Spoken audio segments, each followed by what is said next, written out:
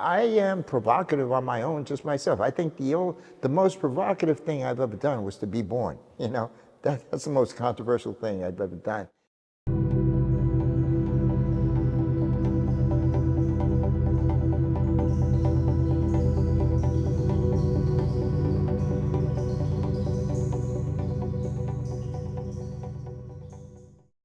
I became aware of the fact when I was a teenager that there were revolutions, cultural revolutions, drug revolutions, political revolutions, sexual revolution, but real revolutions too within America. People dying for what they believed in, people getting killed so that other people could later have rights that are now being threatened, actually, you know?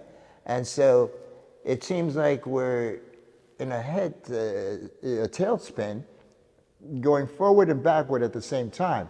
Now, back then, the establishment, we were all against the establishment. They were the enemy, right?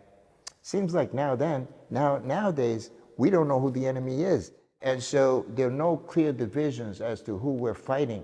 We're just fighting ourselves. Thanks to social media, everyone has a voice, and a voice that can have meaning and effect, and sometimes negative effects, because people, let's face it, the world, and it's not only America, but the world is a tower of Babel, and we're all battling. I would say you should have done more. I would say, I like what you did, but you should have done more. And and I could have done more. I could do more. And now I'm starting to do more. I did this exhibition called All Things Trump, the game All Things Trump, where I did a huge installation with 1,000 objects, all coming from the world of Trump, things made for, products made for, merchandise made for his casinos, for his hotels, for his empire, for his brand. And the whole point with All Things Trump is the idea that everything revolves around Trump, So that was a huge installation. After I did the Trump show, I did a show called Infamous, where I collected all these objects from the past that, again, have some sort of infamy attached to them. Mostly racial bias, making black people caricatures, things sold in the supermarkets, products sold for the last 100 years, demeaning and making fun of black people. I'm a collector. I've been a collector for many years myself. And I started collecting Art Deco in the late 70s, early 80s. Cheap pieces, a lamp at the Salvation Army for $75, small things. As I started to make a little more money, I started to go back in time, get Art Nouveau pieces. I came to a point where I realized my interest was 17th century or earlier. And so I've collected over the years pieces from the Renaissance and even medieval pieces, furniture that has names like Scabello chair or Casapancas, Cassones, and also sculptures and paintings. Now, that's how I live. That's my collection.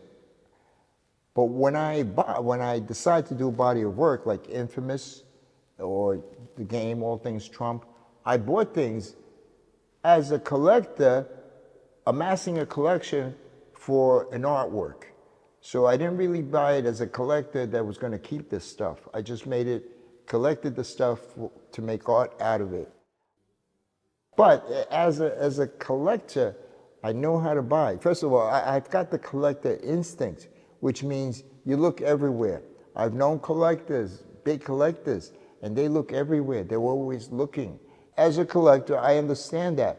And so particularly, like for instance, with the game, with Infamous, with eBay, or rather with the robots, which most of the stuff I bought on eBay, I look all the time. And when I find the thing that I want, I wait till the last minute, the last few seconds before putting in my bid.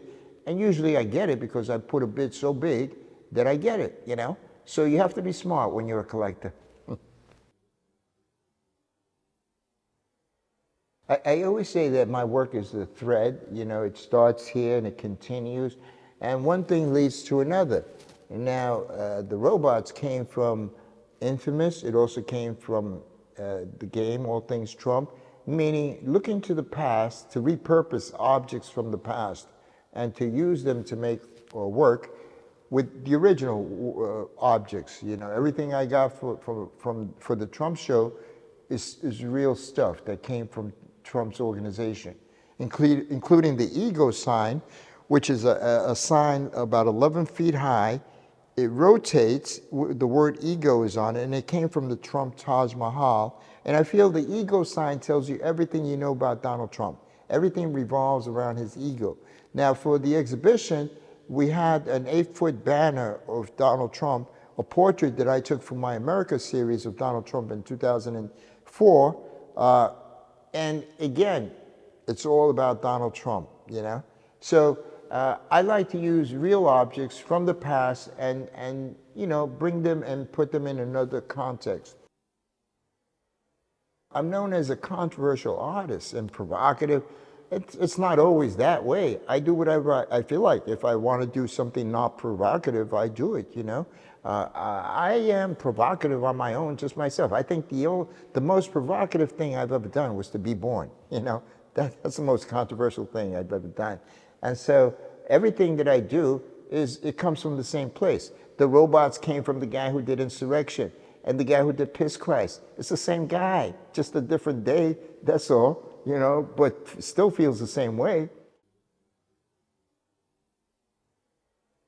Now, my final thing that I have to do is my autobiography, because I've had a very interesting life, but it's the kind of thing where I put it off for years because it's a hard thing to write about. And some of the things I can't even write about because you know what? I might be prosecuted.